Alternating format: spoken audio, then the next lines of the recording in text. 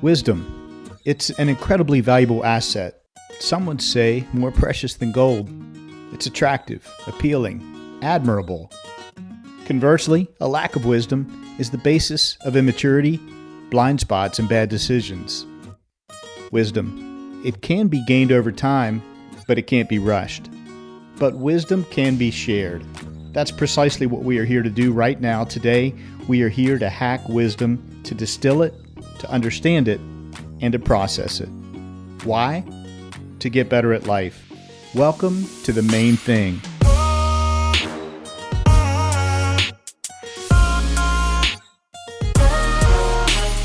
This is your new 9-minute podcast. I'm your host, Skip Linneberg, and I've set out to interview the wisest people I know. We'll see what we can learn from each one when they're faced with an incredibly difficult, soul-piercing question. Hello and welcome to your Wisdom Podcast. Twice a month here at the Main Thing Podcast, we bring you a concise, high-impact wisdom lesson. Something that you can apply right away. Fresh insights and unique perspectives from the wisest people around. All of it to help you along your personal growth journey. If you are new here, I'm so glad you've chosen to spend some time with us. I'm Skip Linneberg and I'll be your host. Hey, after you listen to this episode, I invite you to head over to our website, themainthingpodcast.com, where you can access the full gamut of our wisdom resources, including our wisdom newsletter. When my mentor, Dr. Jack Byrd, told me about Shannon Wheatley Hartman, I couldn't wait to meet her. You see, Dr. Byrd had chosen to pass the leadership torch for his nonprofit foundation to Shannon. And after just a few conversations with Shannon, I knew I had to get her on the show. As you listen to today's episode, you will discover Shannon's main thing, and you will also learn about the importance of exploring diverse ideas and opinions, especially those counter to your default position. You'll learn about a powerful question that can both expand someone's thinking and help you to understand why someone holds fast to a certain belief. Shannon is the president of the Interactivity Foundation, a nonpartisan and non-advocacy organization founded decades ago in Parkersburg, West Virginia. The foundation has grown to become a nationally recognized leader focused on strengthening democracy through discussion. Shannon is an expert facilitator who works to advance civic discussion skills and mindsets in communities and classrooms. She has a PhD in political science and has taught at several universities. Whether teaching a class or working with a community group, Shannon has always been passionate about creating the conditions and nurturing the necessary skills to help groups think better together. She lives with a wonderfully supportive husband, 3 daughters, and a very enthusiastic dog, Scouty Boy. Shannon joins us today from her home office near Philadelphia. Get ready. Over the next several minutes, you will discover why Shannon Wheatley Hartman is one of the wisest people I know. Shannon Wheatley Hartman, welcome to the Main Thing Podcast. Thank you, Skip. I am so happy to be in conversation with you today. I understand that you and your family just got back from a trip to Nova Scotia. And first of all, what a smart move to go north where it's cool in the midst of this sweltering summer we're having. Tell us a little bit about your trip to Nova Scotia. We live just outside of Philadelphia, and summers are getting hotter, and we also have 3 children, so and very full work lives. So being able to drive and control our vacation that way is really helpful. We've been heading north, and it was just a lovely. I've never been to Nova Scotia, so it was a lovely trip through New England and then traveling around Nova Scotia. I think we really love travel for the destination, but also for what it does for us. It's the exploratory mindset. I would put it in the same camp as personal and professional development. Like it's building a different way of seeing the world. And like, what if we all could wake up every morning with that kind of enthusiasm and excitement that we have when we're somewhere else, like on vacation? And what if we could have that in our everyday lives? And so when we travel, I remind myself of that. Yeah. And build those skills. It does awaken a different part of the brain, doesn't it? It does. It does. Hey, speaking of awakening the brain, let's talk about our mutual friend. How we're connected is by way of Dr. Jack Byrd, who appeared on episode 3 of this show back in our first season. Tell us a little bit about how you became connected with Dr. Byrd.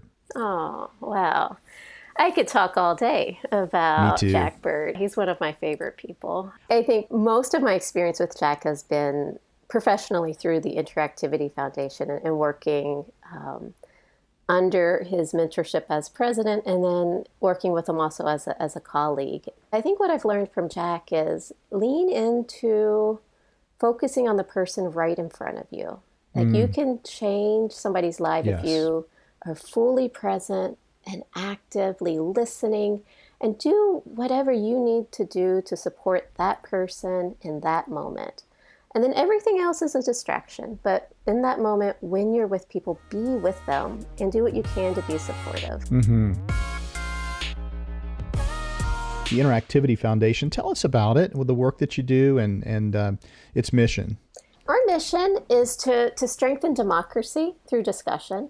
And we do that by bringing people together or helping other people bring people together in meaningful discussions. Yeah, wow. So important, so vital, and probably forever, but it seems more vital nowadays, doesn't it? It does. But we've been around for so many years, and it is so important. And it's always going to be important. The work of democracy building, it's never done. We never arrive at a full, perfect democracy. We always have to keep doing this work. Things like learning how to build on the ideas of others, or learning how to practice generous interpretation, or cultivating curiosity, like expressing your ideas with confidence and humility. So things like that, are getting comfortable with ambiguity. Like these are all skills and mindsets, and we don't take it for granted that people just are born with these. Instead, we think they have to be cultivated and they have to be practiced. And they can be practiced in classrooms, in communities, or in workplaces. You guys are also planting seeds with the very young citizens of our country, aren't you? It's never too soon to start. So we're talking like 12 to 10 to 14-year-olds. And it's really, the focus there is not so much on collaborative discussion, but it's the work that you do in your mind before you even get to talking with others. And so thinking about like what does it mean to live a purposeful life? What does it mean to have purpose and to work with others? And so this is an interactive journal designed for young folks, and it can be used in groups, like in a classroom or with after-school programming or different kinds of ways that kids organize, but it can be used in groups or individually. And it's just planting that seed earlier. Instead of asking kids, what do you want to be when you grow up? Why aren't we asking them, what kind of impact do you want to have? 192 extra minutes of wisdom. That's what you get when you become a patron of the Main Thing podcast. Many of you continue to say, we want to hear more from these wise guests. That's precisely what patrons of our podcast get.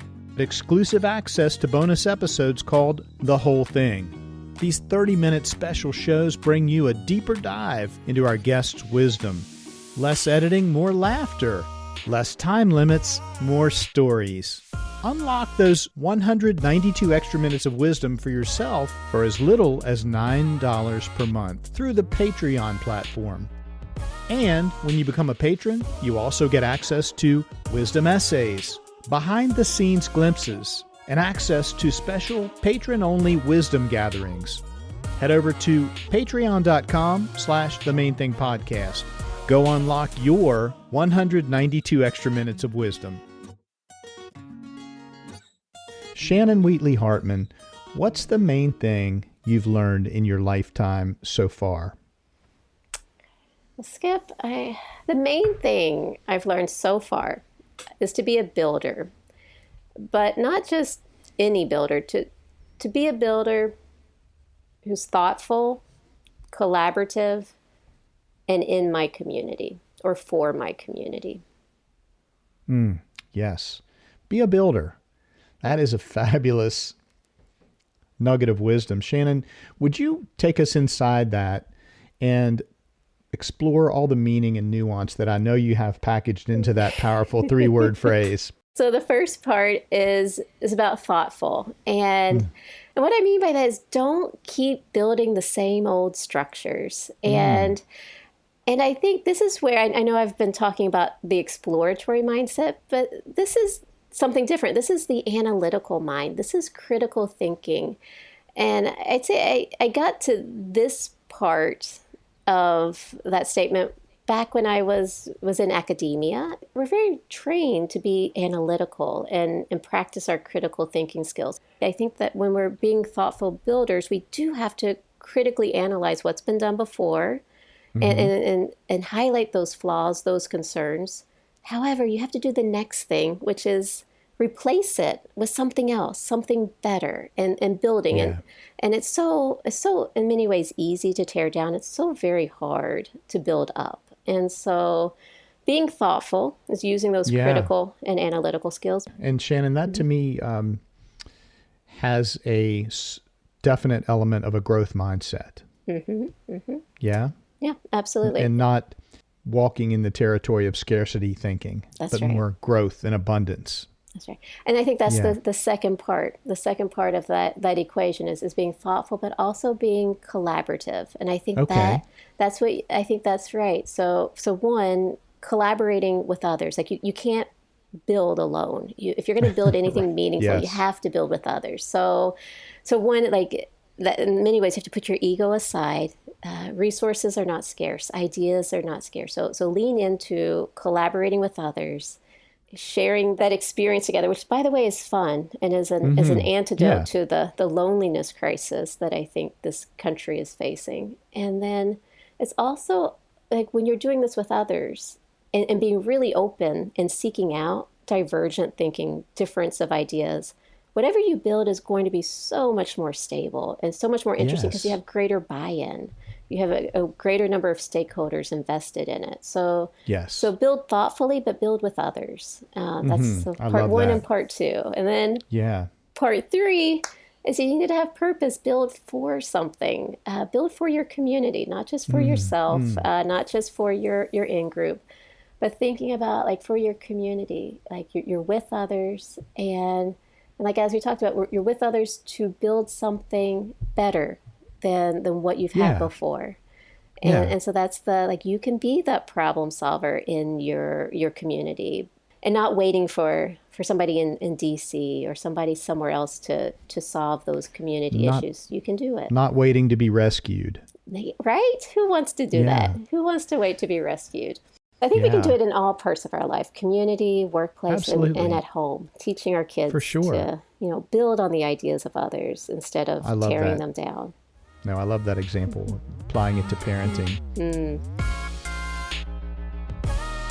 If someone's listening today and they haven't thought about this idea of being a builder and some of the collaborative methods that you've talked about today, what might they be bumping into in the before condition as pain points or symptoms or struggles? I think ego is always one obstacle, right? Because we want, when we're doing the work, we want to get the credit for it. And when you're building with others, the spotlight might not be on you or your organization. You might be sharing that spotlight. So